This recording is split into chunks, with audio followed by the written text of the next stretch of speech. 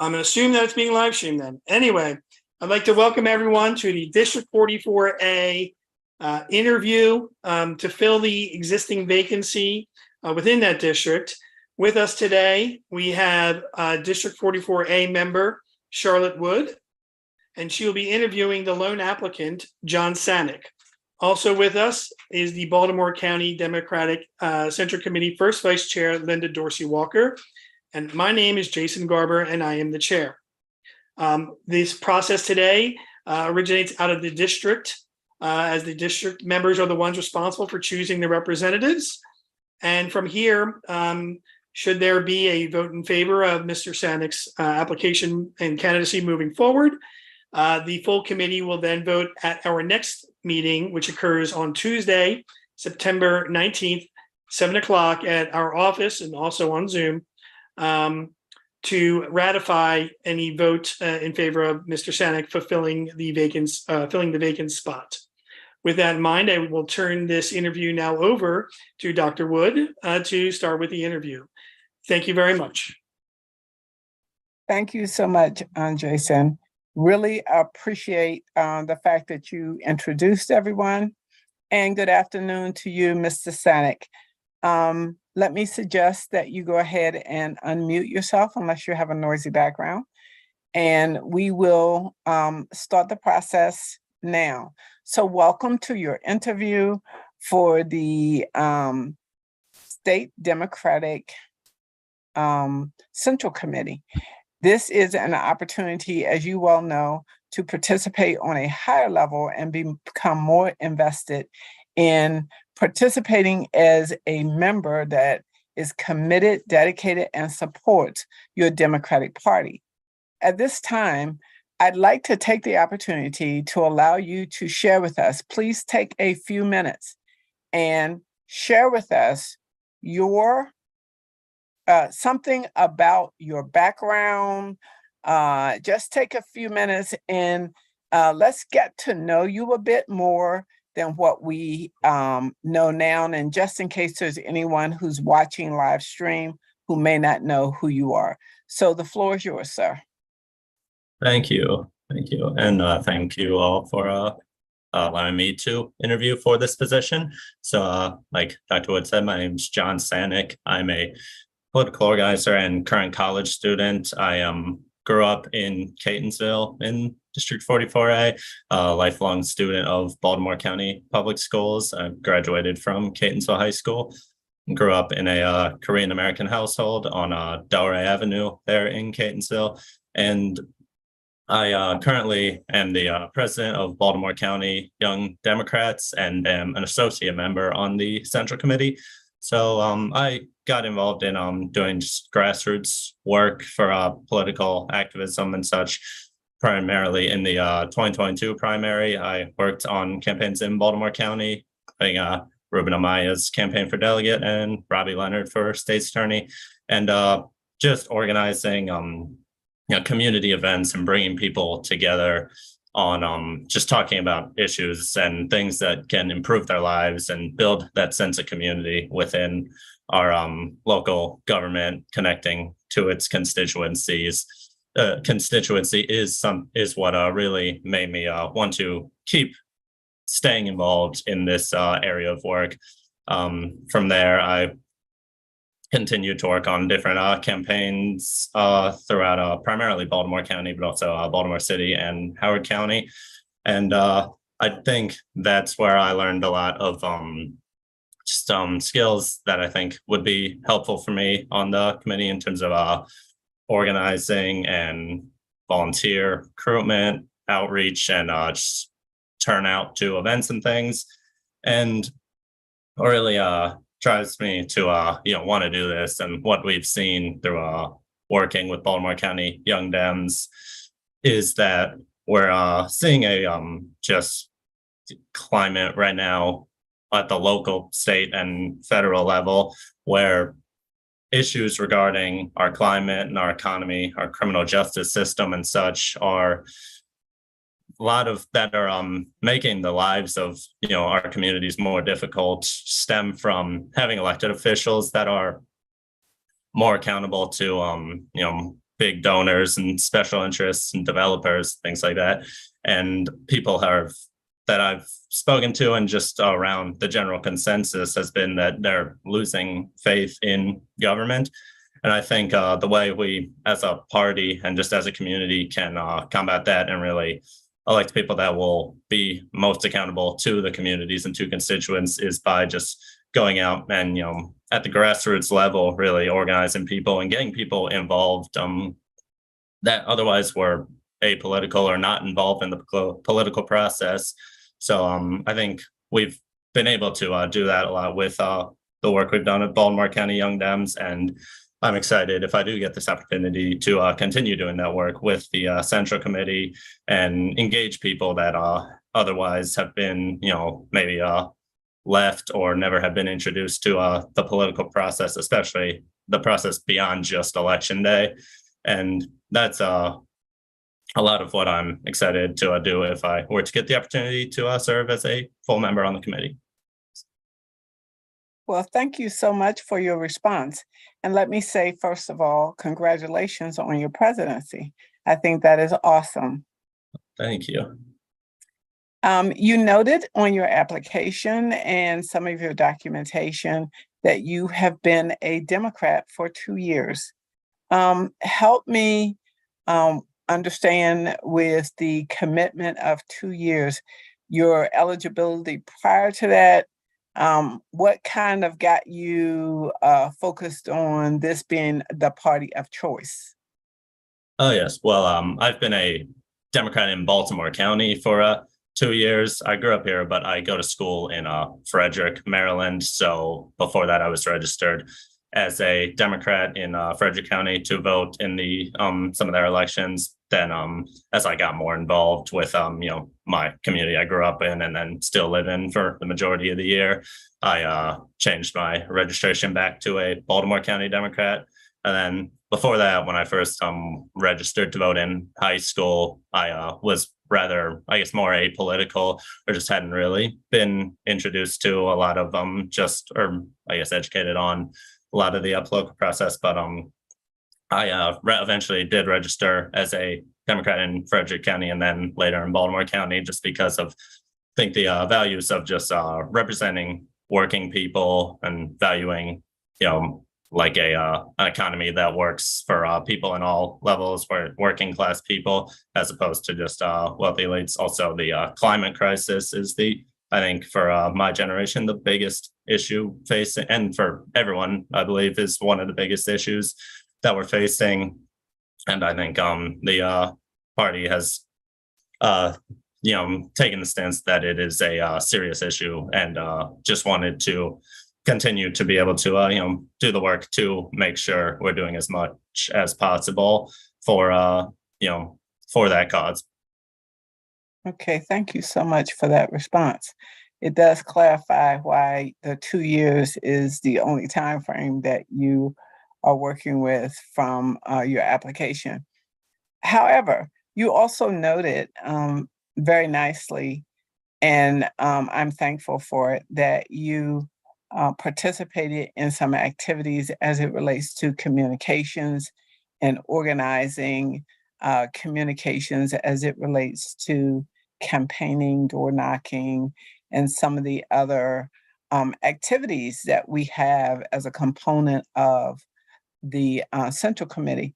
So could you share with me, and this may feel a little different, how you think we may be able to access and connect with the different generational groups that we have to be able to send messages out to and get them involved more in the Democratic Party. So what are your thoughts on that? Yeah, I think it's important in that sense to really come at it from the perspective of whichever age demographic group we're trying to reach. So and I think what's important in that is having people in all those different age demographics to reach to. So I think for reaching people that are high school to like mid-20s age, the range that I'm in, is it's important to have a presence digitally, because that's where a lot of their lives exist. But then also I think and then also for like other generations, maybe ones like that are primarily at a stage in their lives living in apartments and stuff like that, where we might not be able to directly go to door knock because of different regulations, making sure communication again digitally, but also through the mail and things like that.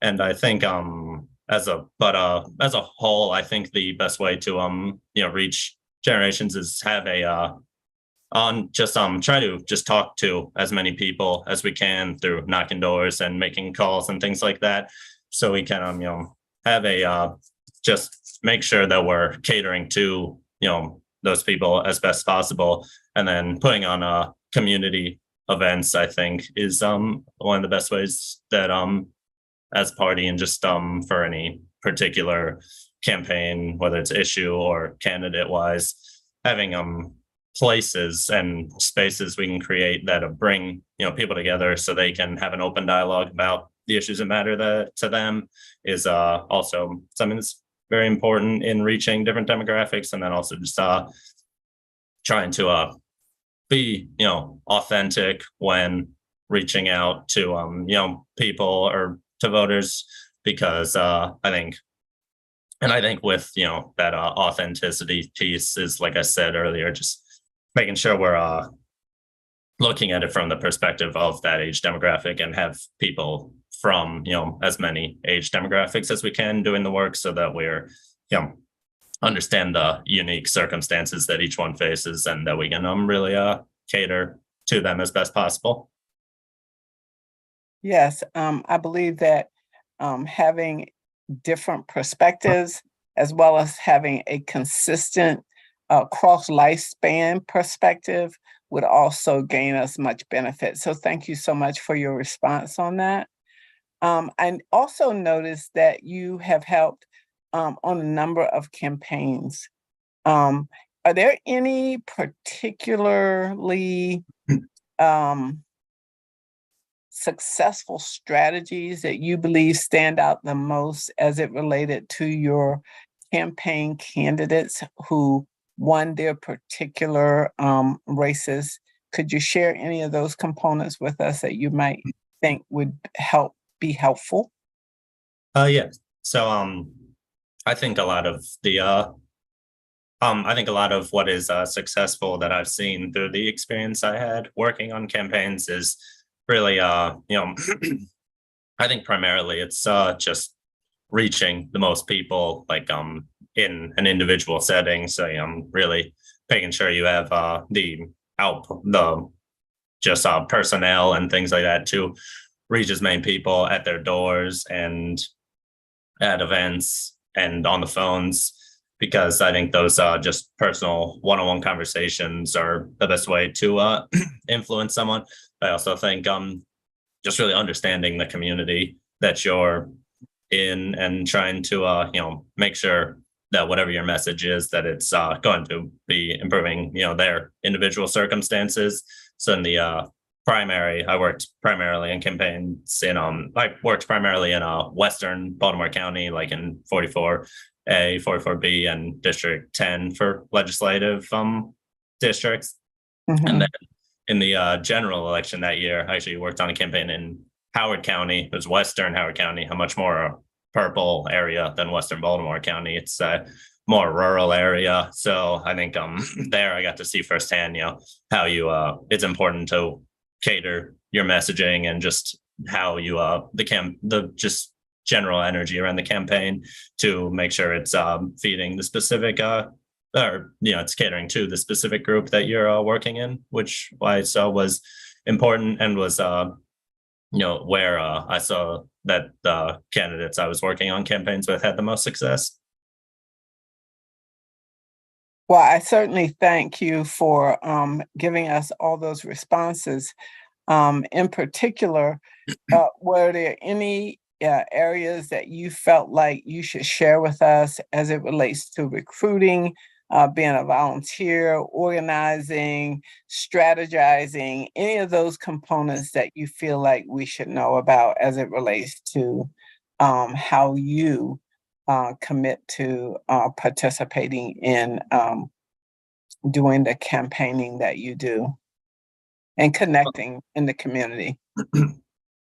Yeah, I think a lot of the most, I guess, successful, most successful strategies and things I've seen through organizing and volunteer recruiting and stuff is working through the personal networks of the people you have on there. So people reaching out to friends and family and things like that, and then encouraging those that get involved through that to do the same. So you can kind of just keep building up momentum. I think also just putting a lot of emphasis on for finding organizing on at schools, whether it be high schools or colleges in our county, because I think there's a lot of energy and there in terms of people who want to get involved and for the causes that the party typically fights for, but they might not necessarily know specifics on what's the first step in getting involved. So I think just physically being there, also running geographical ads on social media is a useful strategy in there, and just trying to reach those people. But also just getting to every part of the county, I think would be useful for like the party in Baltimore County, and then just so that even in places that might be currently red on the council and things like that, so that we have a presence everywhere and a volunteer base that can really make a change in all those places for what would benefit the communities. Okay, so thank you very much. I think you've answered most of the questions that I have for you in terms of participating, what kind of activities, what kinds of things that you'd like to be able to see. Do you feel like you'd be able to meet the commitment of, really being engaged at the level of the Central Committee and, wanting to, I know sometimes that when we think about the commitments that we have, and when I think about myself as a person that, works and have lots of hours that I have to commit to my job sometimes, you think you'll be able to adequately have time to participate in this process? Oh yes, I think I should be able to. During the college semesters in the past, I've been able to commit to putting heavy amounts of hours into different organizing work. So I do feel comfortable that I should be able to do that. Okay, great. And since I'm a professor, I'm bound to ask you this question. Are you almost finished? Yes, I have 2 more semesters, including this one. So I'll be graduating in the spring. Oh, congratulations. Keep Thank up the hard work. Yes, thank Stay you. focused. We want to make sure you graduate and stay completely, connected with us. So even though you may or may not get this position, I'm not showing my hand just yet. But if you were not to get it, do you think you would still continue to be engaged with us? Yes, I do think so. I'm yeah, because just currently been doing work as a associate member and as the for just through Young Dems and stuff connecting with the Central Committee. So I would definitely continue with that. Okay, thank you so much. John, it's been a pleasure talking with you. I'm going to I guess I'm going to just stay on, but I will black myself out from the video and mute myself and just look at a couple of things, and then I will come right back. If you would like to stay so you can hear my decision, that would be very nice. I'd appreciate that. Okay, sounds good. I will stay on. Okay, thank you so much. All right. Jason, I'm going to mute myself both in sound and video. Okay. I feel like this is the part where we should insert music. Well, I want to thank the Facebook audience that's joining us. We have a number of people who have joined us. I'll call their names if you want. No need to name people, but we do thank them for joining us, and anybody also on YouTube as well, should there be any others watching on that channel.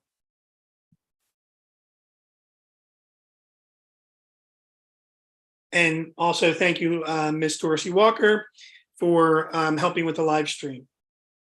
Problem.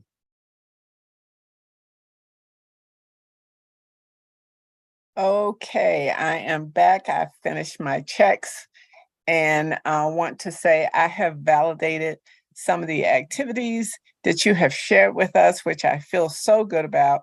The fact that you've already spent some time with us on the Central Committee, I would like to share with the group at this time that I 100% affirm and vote positively to have Mr. Sanic join the Baltimore County State Central Committee. So welcome aboard, at least from the district level, and we will hopefully see you on Tuesday for the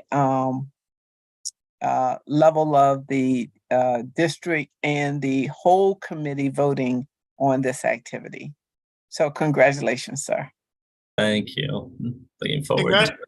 Congratulations, Mr. Sanic. Thank you, Dr. Wood, for your work on this and also for the interview. As a reminder to anyone who is live streaming this, the next step now, as Dr. Wood has alluded to, is to go to the full membership meeting for ratification of the nomination of Mr. Sanic to fill the vacancy in District 44A.